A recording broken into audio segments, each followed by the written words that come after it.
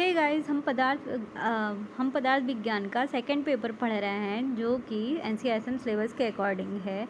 और इसमें पदार्थ विज्ञान का हम थर्ड चैप्टर पढ़ रहे हैं जो कि है प्रत्यक्ष प्रमाण। इसके अंदर हमने प्रत्यक्ष की निरुक्ति, लक्षण ये सब हम देख चुके हैं। तो अब हम देखेंगे इंद्रिय।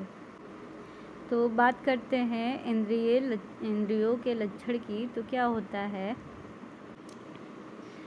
पुरुषस्य विषय ज्ञानार्थ कर्मार्थम वा साधनीभूतः शरीर भाव विशेषा इंद्रिय। मतलब क्या होता है कि जो शरीर भाव विषय ज्ञान के लिए या कर्म के लिए पुरुष की सहायता करते हैं उन्हें क्या कहते हैं, हम इंद्रिय कहते हैं। मतलब शरीर भाव विषय ज्ञान के लिए या कर्म के लिए पुरुष की सहायता करते हैं उसे क्या कहते हैं, इंद्रिय कहते हैं। चरक ने इंद्रिय को क्या माना है, चैतन्य का चिन्ह कहा है।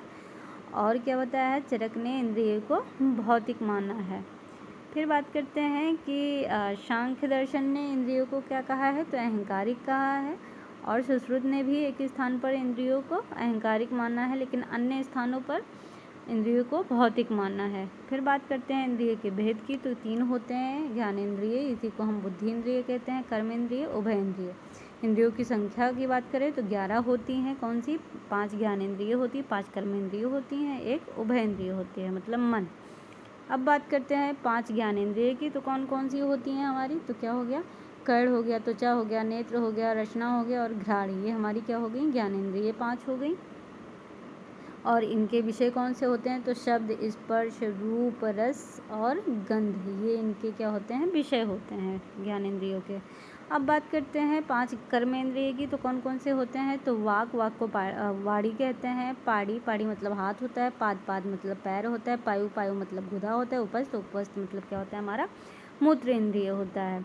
फिर क्या होता है, अब बात करेंगे हम उभय इंद्रिय की। तो उभय इंद्रिय क्या होता है कि मन जो होता है हमारा, वो ज्ञान इंद्रियों का भी प्रवर्तक है और कर्म इंद्रियों का भी प्रवर्तक है। अतः मन जो होता है हमारा ज्ञान इंद्रिय भी है, कर्म इंद्रिय भी है, इसीलिए मन को ही क्या कहते हैं, उभय इंद्रिय कहते हैं। और मन को क्या कहते हैं, अति इंद्रिय भी कहते हैं। क्यों कहते हैं, क्योंकि जो इंद्रिय होती हैं केवल वो क्या करती हैं, अपने विषयों को ही ग्रहण करती हैं और बाह्य विषयों तक ही क्या होती हैं, सीमित होती हैं। लेकिन मन जो होता है वो क्या करता है कि बाह्य विषयों को भी ग्रहण करता है और अंतरांग विषयों को भी ये क्या करता है, ग्रहण करता है। इसीलिए मन को क्या कहते हैं, अति इंद्रिय कहते हैं। अब बात करते हैं हम इंद्रिय पंचक की। तो पंचक का कहाँ पे वर्णन आया है, तो चरक सूत्र स्थान 8वें अध्याय में इसका वर्णन आया है। और बात क्या है कि ई खलु पंच इंद्रियाणि पंच इंद्रिय द्रव्याणि पंच इंद्रिय अधिष्ठानानि पंच इंद्रियार्था पंच इंद्रिय बुद्धयो भवन्ति युक्तियुक्तम इंद्रिय अधिकारे। मतलब क्या होता है कि हमारी 5 इंद्रिय हो गई, 5 इंद्रिय के द्रव्य हो गए, 5 इंद्रियों के अधिष्ठान हो गए, 5 इंद्रियों के अर्थ हो गए, 5 इंद्रियों की बुद्धि हो गई। ये सबको क्या कहेंगे, पंचक कहते हैं। इसको हम इस चार्ट से याद करेंगे। तो क्या है हमारा पंचक, तो क्या होता है, 5 इंद्रिय कौन से हमारे हो गए, श्रोत हो गया, स्पर्शन हो गया, चक्षु हो गया, रसन हो गया और घ्राण हो गया। फिर पंच इंद्रिय द्रव्य कौन से हो गए, खा मतलब क्या होता है, आकाश, इनमें और क्या हो गया, स्पर्शन में हमारा वायु हो गया, अग्नि हो गया, जल हो गया, पृथ्वी हो गया। फिर पंच इंद्रिय अधिष्ठान की बात करेंगे तो कौन से होते हैं, कर्ण होता है, त्वचा होता है, अच्छी होता है, जिह्वा और नासा होता है। फिर पंच इंद्रिय अर्थ की बात करेंगे तो शब्द, स्पर्श, रूप, रस, गंध होता है। इंद्रिय बुद्धि की बात करेंगे तो श्रोत बुद्धि, स्पर्श बुद्धि, चक्षु बुद्धि, रसन बुद्धि और घ्राण बुद्धि। अब बात करते हैं इंद्रियों के पंच भौतिकत्व की। तो ये क्या होता है कि इंद्रियों को क्या बताया गया है कि भौतिक माना गया है इंद्रियों को, और इंद्रियों की उत्पत्ति पंच महाभूतों से मानी गई है। न्याय दर्शन, वैशेषिक और वेदांत दर्शन ने भी इंद्रियों को क्या माना है, भौतिक माना है सॉरी। और इंद्रिय क्या होता है कि पांचों इंद्रिय पांचों महाभूत से बनी हैं।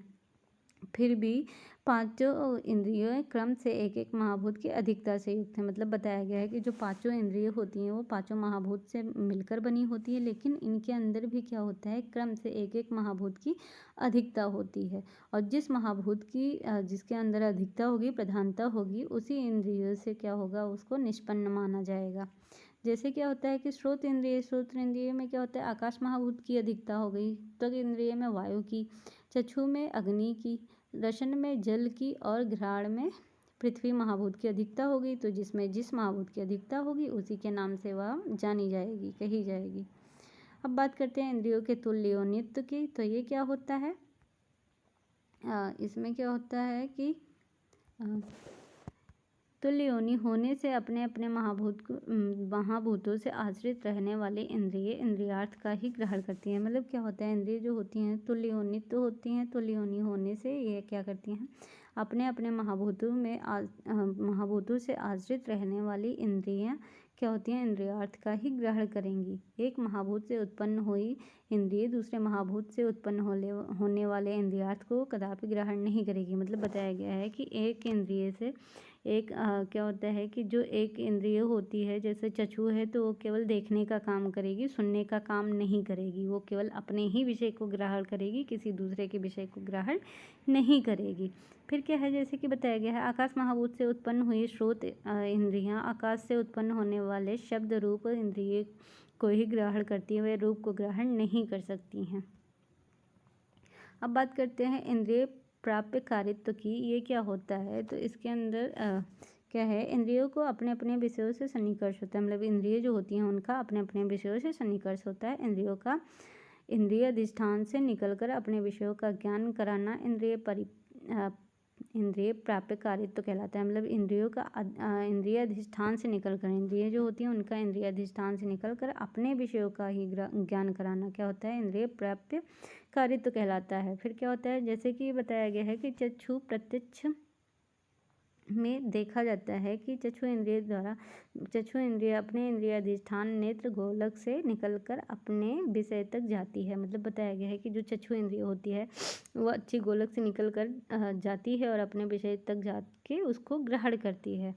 उससे हमें क्या होता है, रूप का ज्ञान होता है। परंतु अन्य इंद्रियों के साथ ऐसा नहीं होता है। उसमें क्या होता है कि जो विषय होता है वो स्वयं क्या होता है कि कानों तक, मतलब जैसे कि वो स्वयं इंद्रिय तक आता है। जैसे बताया गया है कि श्रवण प्रत्यक्ष में शब्द स्वयं कानों तक आते हैं और श्रवण इंद्रिय से सन्निकर्ष होता है और शब्द का ज्ञान होता है। ऐसे ही सारे इंद्रियों के साथ होता है, बस केवल चक्षु को छोड़कर। फिर बात करते हैं इंद्रिय सन्निकर्ष की। तो इसमें क्या होता है, सन्निकर्ष मतलब संयोग। तो क्या होता है कि वस्तु का ज्ञान 3 प्रकार से के सन्निकर्ष के कारण होता है। पहला क्या होता है हमारा, तो आत्मा और मन के मध्य होता है सन्निकर्ष। फिर दूसरा क्या होता है, मन और इंद्रिय के मध्य होता है सन्निकर्ष। तीसरा क्या होता है कि इंद्रिय और इंद्रियार्थ के मध्य होता है। तो उसके वजह से क्या होता है कि ज्ञान क्या होता है, हमें इनकी वजह से हमें ज्ञान होता है। फिर क्या है, ज्ञान प्रमुख स्रोत इंद्रिय और इंद्रियार्थ का सन्निकर्ष है, जो 6 प्रकार से हैं। कौन सा, संयोग हो गया, संयुक्त समवाय हो गया, संयुक्त समवेत समवाय हो गया, और समवेत समवाय हो गया, और विशेष भाव हो गया। इसको हम इससे नहीं देखेंगे, इसके अंदर जो चार्ट बना है उससे हम देखेंगे। तो बात करते हैं जैसे कि हमारा संयोग सन्निकर्ष। इसके अंदर क्या होता है कि जब चक्षु का संयोग घट से होता है तो उसको, मतलब घड़े से होता है। जब चक्षु जो होता है घड़े को देखता है तो उसको क्या कहेंगे, संयोग सन्निकर्ष कहेंगे। फिर चक्षु का जब घट के रूप से, घड़े के रूप से संयोग होगा तो उसको क्या कहेंगे, संयुक्त समवाय सन्निकर्ष कहेंगे। फिर चक्षु का घट के रूप की रूपत्व जाति से होगा संयोग, तो उसको क्या कहेंगे, संयुक्त समवेत समवाय सन्निकर्ष कहेंगे। फिर जब चक्षु का घट का अभाव से सन्निकर्ष होगा तो उसे क्या कहेंगे, विशेषण विशेष भाव सन्निकर्ष कहेंगे। घट का अभाव मतलब क्या है, चक्षु का जब घट का अभाव, मतलब कहीं पे घड़ा पहले रखा था अब घड़ा नहीं है, तो मतलब क्या हो गया, अभाव हो गया घड़े का। तो जब वहाँ पे चक्षु का संयोग होगा तो उसको क्या कहेंगे, विशेषण विशेष भाव सन्निकर्ष कहेंगे। फिर बात करते हैं कि समवाय सन्निकर्ष की। इसमें क्या होता है कि कर्ण का जब सन्निकर्ष किससे होता है, शब्द से होता है, तो उसको क्या कहेंगे, समवाय सन्निकर्ष कहेंगे। फिर क्या होता है कि जब कर्ण का शब्दत्व जाति से सन्निकर्ष होता है तो उसको क्या कहेंगे, समवेत समवाय सन्निकर्ष कहेंगे। आप इसी चार्ट से याद कीजिएगा और ऐसे ही लिख के आइएगा, जैसे मैंने बताया बहुत अच्छे नंबर मिलेंगे।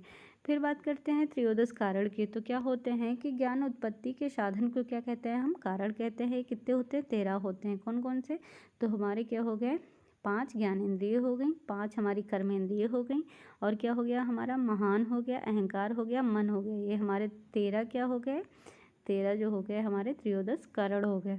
फिर बात करते हैं कि त्रयोदश करण में कर्मेंद्रिय का कार्य अपने अपने विषयों का आरोहण करना होता है। मतलब क्या होता है कि जो त्रयोदश में जो करण हैं, इनके अंदर जो कर्मेंद्रिय होते हैं वो अपने अपने कर्म विषय का आरोहण करते हैं। फिर क्या होता है, मन, बुद्धि और अहंकार का कार्य है शरीर को धारण करना। फिर क्या है कि तथा ज्ञानेंद्रियों का कार्य अपने अपने विषयों को प्रकाशित करना है। फिर चरक संहिता ने क्या बताया है, कितने इंद्रिय करण माने हैं, तो 12 मतलब 12 माने हैं। कौन कौन से, तो मन, बुद्धि और 5 ज्ञानेंद्रिय, 5 कर्मेंद्रिय। और क्या नहीं माना है, तो महान को चरक संहिता ने नहीं माना है।